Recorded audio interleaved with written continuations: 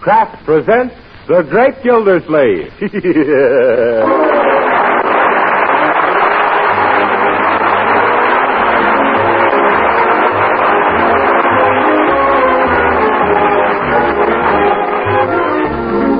Each week at this time, Kraft presents from Hollywood, California, Harold Peary as The Great Gildersleeve, written by Leonard L. Levinson.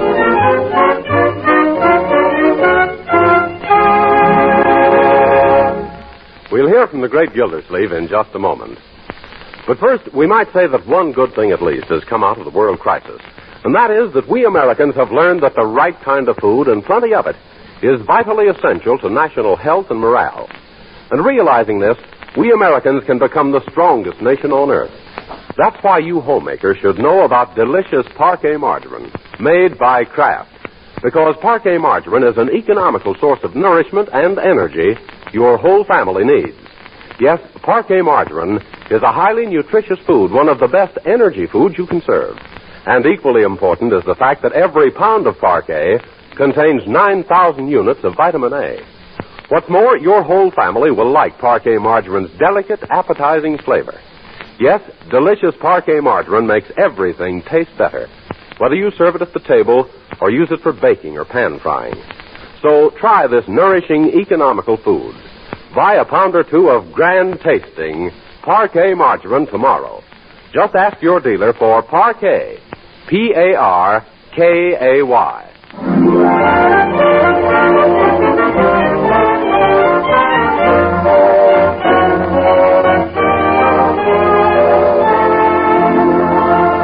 And now let's visit our friend, the Great Gildersleeve.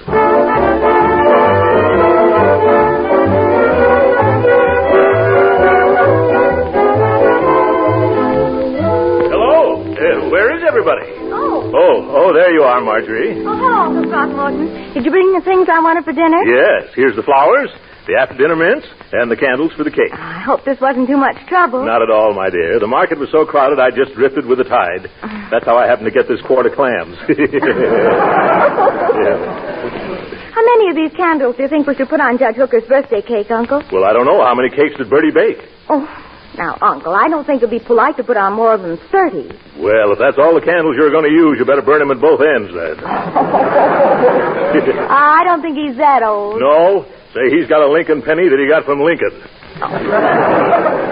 Uncle Mort, I do wish you'd make an effort to get along better with the judge, especially tonight at dinner. Well, seeing that it's his birthday, I'll give him a break. You will? Yes. I won't insult him until he insults me first. Say, do you think he's going to be surprised when he finds out we know it's his birthday? Oh, he'll be dumbfounded. He's got a good start, too. He's been dumb ever since he was founded. Uncle. Huh?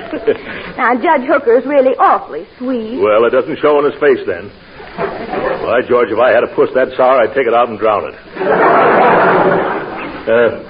Say, something smells mighty nice around here. Oh, it's a dinner Birdie's fixing. Oh. And is it going to be delicious? You know, that Birdie is a real treasure. Her dinners are always delicious. The only trouble is I'm beginning to develop what is known as second helping spread. Well, what do you mean? Well, my laps are starting to overlap.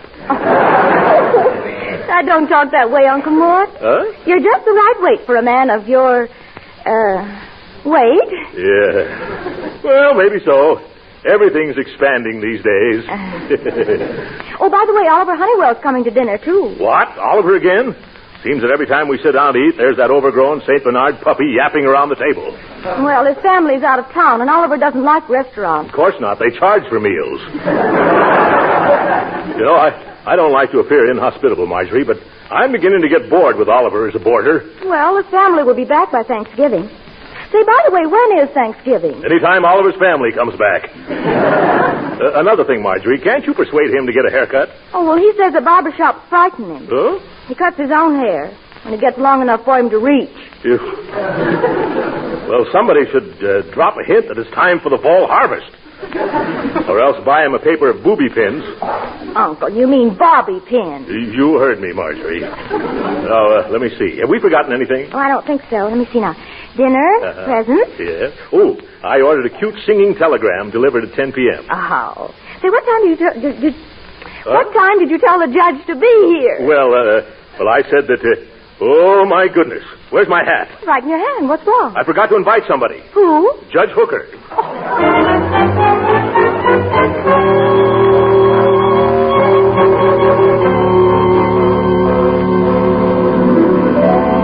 Hey, Marge, here comes Seabiscuit. Why, Leroy, what do you mean? Oh, hello, Oliver. Oh, Midgy Widgy.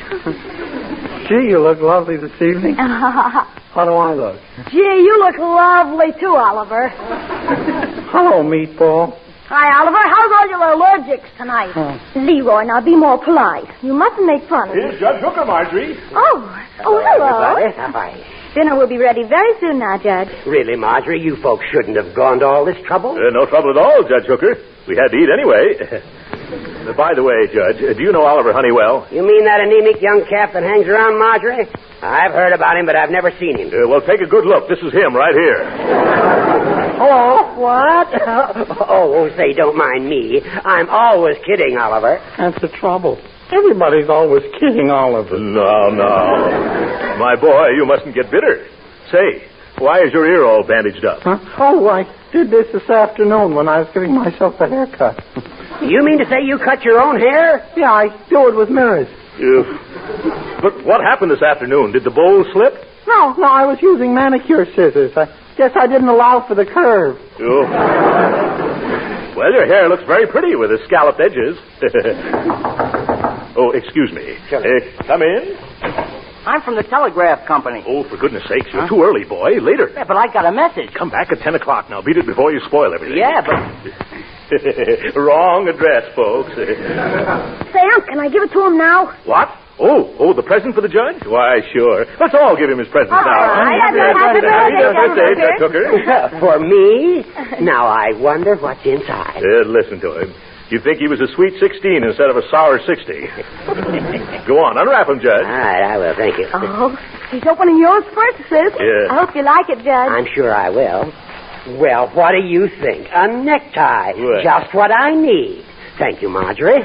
Now, let's look at the next one. With all best wishes from Oliver Honeywell. Well, Honeywell. Yes. You shouldn't have done this. Gee, another necktie. Yeah, isn't it nice? A yellow one with green polka dots. You know, I got one just like that for Christmas last year. And I'll bet that's it. Well, let's see about this one. Although it is not Christmas Eve, here's a present you will receive from your old friend, Throckmorton Gildersleeve. Yeah. Catch on? It's a poem, Judge. Another necktie. Purple this time. Yeah, just matches your complexion, Judge. Thank you. I wonder what's in this package. It's from Leroy, I see. One guess, Judge Hooker. It's a necktie, all right, but this one's different. It's got a picture of Superman on it. Yeah. Well, now that the necktie party's over, let's trot into the dining room. Judge, Birdie's fixed a special new dish in your honor. Is that so? I'm flattered. I thought you would be. What do you call it, Gildy? Calf's brains a la Judge Hooker.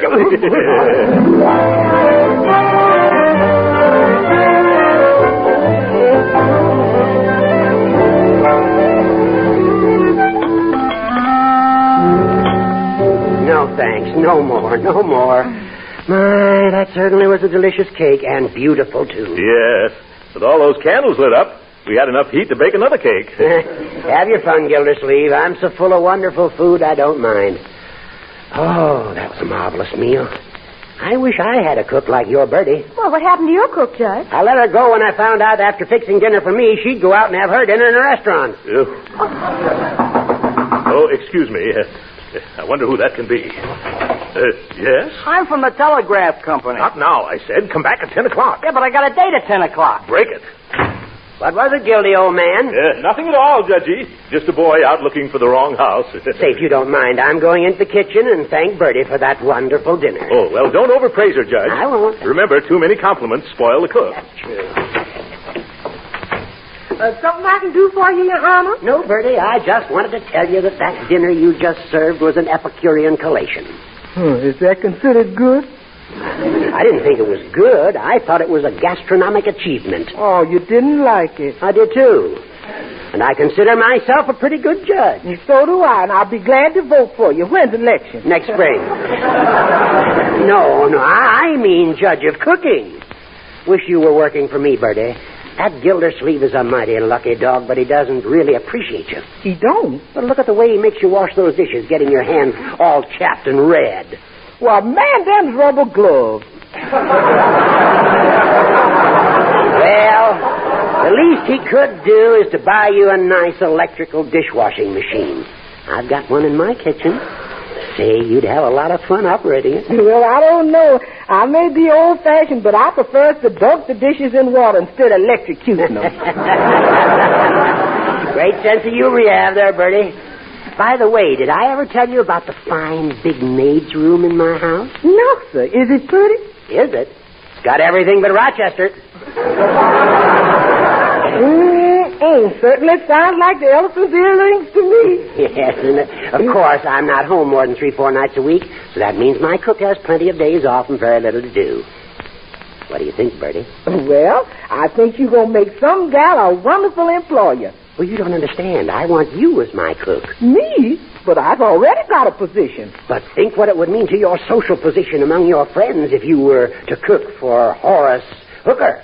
Yes, sir. That certainly would impress the other members of the mysterious and bewildering orders of the Daughters of Cleopatra, which I, as the head, Sphinx. But, of course, I just couldn't do it. Why not? Has Gildersleeve got you under contract? No, sir. I'm here strictly on a meal-to-meal basis. Well, then, where no contractual entailment exists between principal and agent at the time of severance of service, notice of termination is not required, ipso facto. Ain't that the truth? Yeah, that's common law. Oh, it happens often, huh? Well, yes.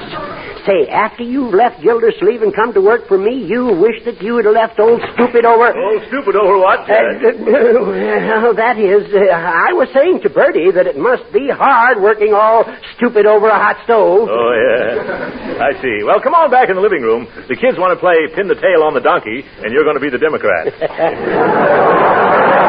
All right, I'm coming. Bye, Birdie, and don't forget what I said. You mean about the ipso facto? Yes. And the quicker you ipso, the sooner it'll be a facto. Come on, Gildy, old pal. Let's go in the other room. Yeah, all right, Judge. Here he is. Well, children, what shall we do? Well, I think it'd be just dandy if we played Drop the Kleenex. Huh? Oliver, don't you mean drop the handkerchief? Oh, I figured that the other would be more sanitary. How about musical chairs or something like that? Well, I bet I know who that is. Come in. Mister, this is positively my final appearance. Here's a telegram for you. It's not for me. It's for this gray-haired gentleman right here. Oh. No. Don't hand it to him. Huh? It's supposed to be opened and sung. Oh, but I don't think... You're not paid to think. You're paid to sing. Now, break in the song, young man. Well, okay, but remember, you asked for it. Me. Yes, you. Me. Mr. Throckmorton P. Gildersleeve, I'm in awful bad jam. Can you send me $50 to bail me out? Signed, your brother-in-law, Sam. What? Old telegram. Get out of here.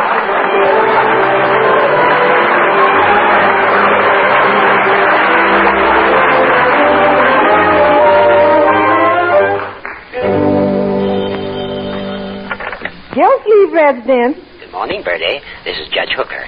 How are you this bright and sunny morning? Dull and cloudy. I was up all night trying to decide between remaining where I is with the status quo or packing up and moving over to the ipso facto. I just telephoned to tell you that whatever your salary is now, I'll better it for $10 a month. $10 a month? Judge, you done just hired yourself a cook. Fine. How soon can you come to work? Well, that depends on how soon they let me go. Well, cook up some excuse to leave quick. Bye. That's going to take a mess of doing. Oh, nobody knows the trouble I was getting into. Oh, Birdie, is breakfast ready? Yes, sir.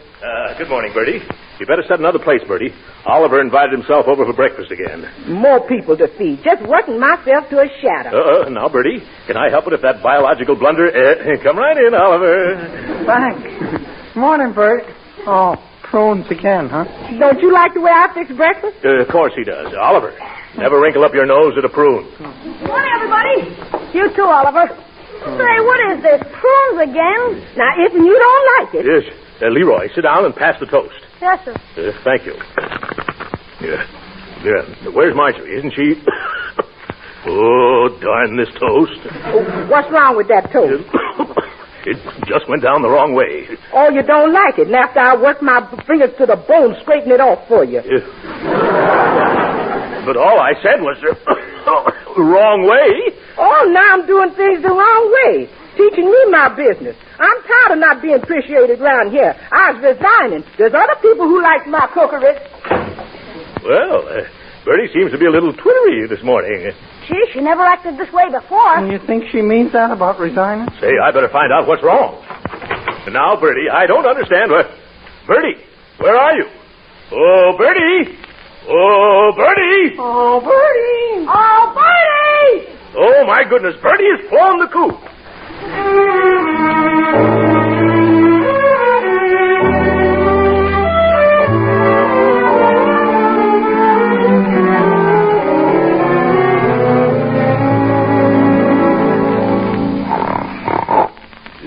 Come. Wake up, Leroy. It's time to go to school, young man. Just give me another 15 minutes, Birdie. This isn't Birdie. It's Uncle Mort. I just haven't shaved yet. Oh.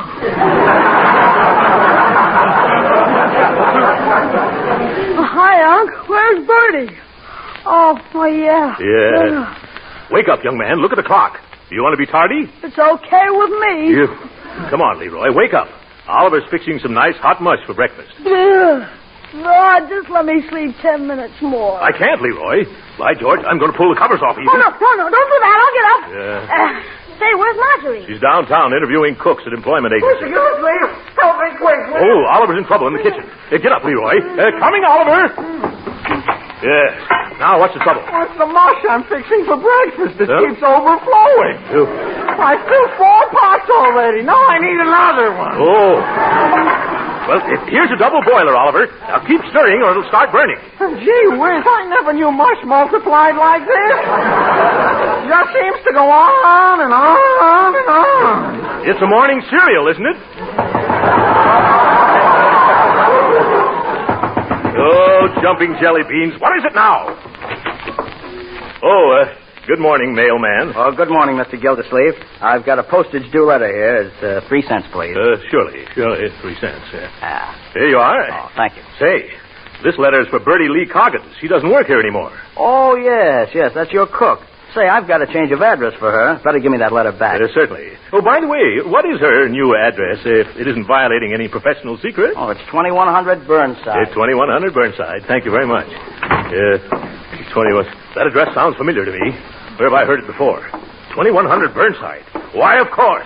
Leroy! Yeah? Oliver! I know who hired Birdie away from us. You know? Yes, I should have guessed it before. It was the judge. No. Yes, that crook of a hooker hooked our cook. Wait till I lay my hands on him. He stole our Birdie, the horse thief.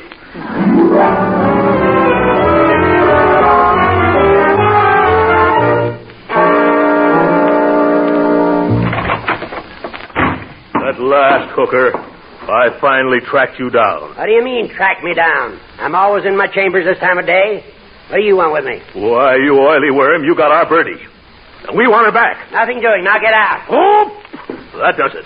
I'm going to create a vacancy on the Superior Court bench. So put down those bookends. I will not. Stand still, you old goat, so I can hit you. Now stay where you are, Gildersleeve, or I'll press this buzzer. I won't stay where I am. I'm going to knock you. What happens when you press the buzzer?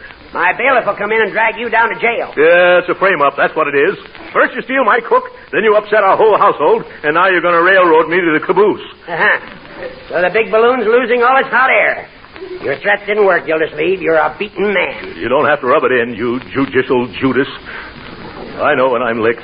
We can't find anybody to do Birdie's work. We can't find where she puts anything. We haven't had a decent meal since she left. You haven't? Oh, that's too bad. Well, I don't want to be too hard on you. So, if you promise to behave yourself, maybe I'll invite you over to the house for dinner sometime. I wouldn't sit down at the same table and eat a meal with you, hooker, if I were starving. What am I talking about? If I were starving, I am starving. I knew that your stomach was bigger than your stubbornness. You can come to dinner tomorrow night if you want to. I don't want to. I wouldn't humiliate myself to the extent of what time tomorrow night? 7 o'clock. And don't forget to bring Marjorie and Leroy. Of course I won't forget. But that's the only reason I'm coming. I'm just doing it for the kiddies.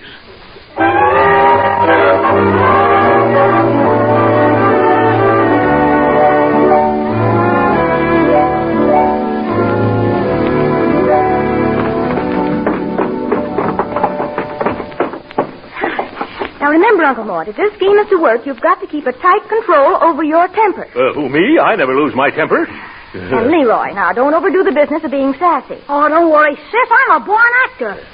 Well, I guess we're all ready. Gee, we surely look like tramps, don't we? Yeah. Well, go ahead and ring the bell, Uncle. Yeah, all right. Now, on your guard, everybody. Here she comes. Yeah. Oh, hello, Miss Marge. Hello. Hello, Leroy. Hello, Birdie. Good evening, Mr. Gildersleeve. Yeah, good evening. Won't y'all kind of come in and rest your hats and coats? They look kind of tired. Yes, of course. Come on in, children. Well, come right in. Oh, hello, Judge Hooker. So sweet of you to invite us. You have no idea how we're going to enjoy this. Hiya, Hooker. How's the cooker? Leroy, don't you toss that away. Oh, hooey-fooey. You can't boss me anymore, Birdie. Leroy, behave yourself. Oh, I just can't imagine what's gotten into you lately. You used to be such a little gentleman. Oh, who wants to be a gentleman? I'm going to be a heavyweight prize fighter and chew tobacco. You ain't going to be no prize fighter long if somebody hits you smack on that chew of tobacco. And look at your hair. Somebody must have been trimming it with hedge clippers. Nope. Oliver showed me how to cut it all by myself.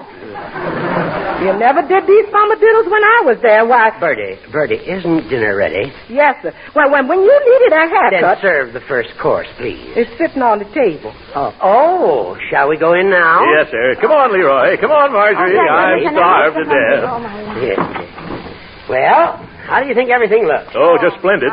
Except for Birdie. What's wrong with Birdie? Well, I think she must be worrying. She's got dark circles under her eyes. Nonsense. Incidentally, you shouldn't talk coming here without a shave. Oh, yes, that reminds me. Birdie, where did you hide my good razor? I've looked high and low for it. Oh, I'm sorry, Mr. Gildersleeve. It's out on the back porch. I used to carry it with me when I went out in the backyard at night, sort of discourage, late visitors. Birdie, isn't it time to bring the soup? It's right here. Oh, Mr. Gildersleeve, I fixed a special turtle soup for you. I know it's your favorite. Well, thank you. It's a darn expensive to make. We don't have it very often. But I'll come over here every day if you'll cook it for me, Birdie. Oh, I'll be glad. But splendid. You mind if I bring over Oliver? He just loves turtle soup, Birdie. Well, you're invited, Gildy. Yeah. Boy, this soup is super. No matter how you like it, Leroy, you just eat it. Don't kiss it. Leroy isn't your responsibility anymore, Birdie. Yes, the judge is right, Birdie. But I know how to handle him. You just send him over here. Birdie, pay attention to your work. That's just what I'm doing. Oh, Miss March, that bandage. You done cut your finger. No, Birdie, I burned it. Well, ironing. Oh, honey, how many times have I told you ain't got no knack for ironing? Somebody's got to do it. And we haven't found anyone else. Yes. Then I'll come over tomorrow afternoon and do it for you. Oh, wait a minute, Birdie. You're working for me. You can't do that. Oh, yes, I can. I got 3 afternoons off every week, and if I want to spend them ironing for Miss Marge, nothing in the world can stop me. Ipso facto habeas corpus or postmortem. I tell you, I won't stand for it. As long as you're working for me, you can't spend all your time straightening out Gildersleeve's messes. By George, I can straighten out my own messes, you little... Oh, Uncle, remember now, you mustn't. Oh, yes. Excuse me, Judgy. What were you saying? I was just telling Birdie to quit acting like one of your family. Well, I've been a member of that family so long, I just can't up and quit all at once. Don't be foolish. Here you have all the extra time in the world. That's just the trouble. Nobody to cook for, except one dyspeptic that eats itty-bitty dams. There's no big parties with lots of work like over at Mr. Gildersleeve. Well, I must say that is what... And when I see that Leroy, who I practically raised myself, acting so fresh because he needs a guiding hand to slap him down once in a while, well, I just don't like this job, Judge. And if I thought Miss Marge would have me back again, I'd go right upstairs and pack my bag. What? Why, you ungrateful... Birdie, we'd be very happy to have you come back. Okay, I was resigning, Judge. But you can't do that. You haven't given me any notice. I don't need to. Where there's no contractual entailment exists between the principal and the agent at the time of severance of service, notice of termination is not required. Ipso facto. Oh, what's the use? I'll get my things, and I'll be waiting out in the car when y'all get ready. Goodbye, Judge. Bye. Oh, it's a fine mess. And I have a sneaking suspicion regarding how it all came about, too. Why, Judgy, what are you hinting at? Never mind. Oh, whatever are we going to do about this dinner? Well, if you want to come over to our house, our Birdie will be glad to fix us up some ham and eggs, Judge. No, thanks. You sneak in the grass. Look who's calling who a what and a where. Come on, children. I won't let you remain in this atmosphere a moment longer. That suits me fine. But there's just one thing I've got to do before I go, Hooker. Let go of me. Get off of me. Help. He's choking me to death. What? Uncle, don't choke him. Now, you must. I'm not choking the little pipsqueak. I'm just taking back the necktie I gave him for his birthday. Come on, children. Did I do my part all right, Uncle? Oh, you were perfect, my boy. You were a regular dead-end kid. This bandage on my finger bothers me. Can I take it off now? No. Keep it on for at least another day or so, Marjorie, or else Birdie might get wise that this was all a put-up. Ah, Birdie, there you are. Yes, Mr. Gildersleeve. Are you all ready to come home with us now, Birdie? Yes, sir. That was mighty cute the way y'all pretended things was wrong at home. Of course, it didn't fool me a bit. What? We didn't? Oh, my goodness.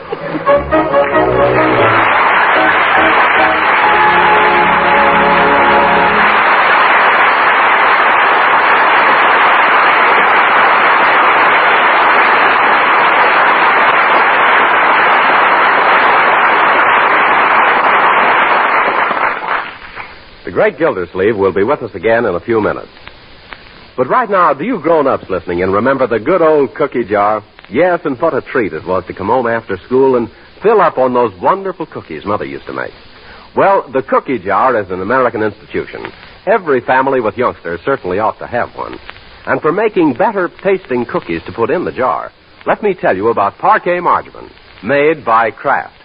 You see, because Parquet margarine is so delicious for table use, it makes better-tasting cookies, too. Yes, Parquet margarine is a genuine flavor shortening, not bland and tasteless. Parquet adds flavor to all baked foods. That goes for cakes and pastries, too. And for the same reason, Parquet margarine makes pan-fried foods tastier, too, and it doesn't spatter or stick to the pan. Another thing, whether you serve Parquet margarine at the table or use it for baking and pan-frying, it's a nourishing, wholesome energy food and a reliable winter and summer source of vitamin A. Now, for all these reasons, you should keep plenty of economical Parquet margarine on hand. So tomorrow, ask your dealer for Parquet, P-A-R-K-A-Y.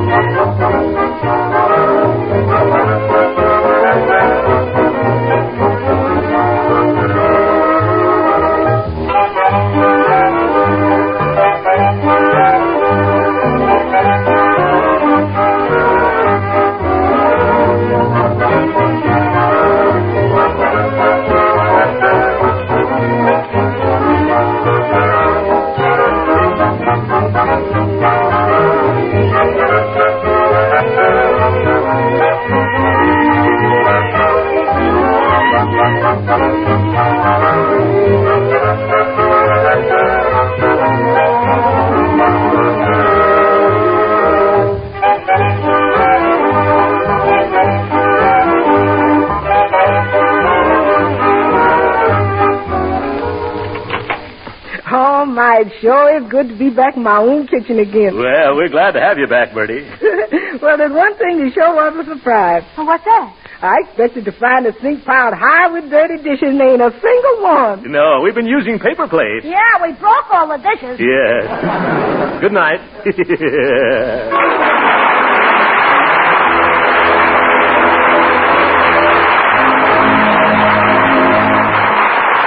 Original music heard on this program was composed and conducted by William Randolph.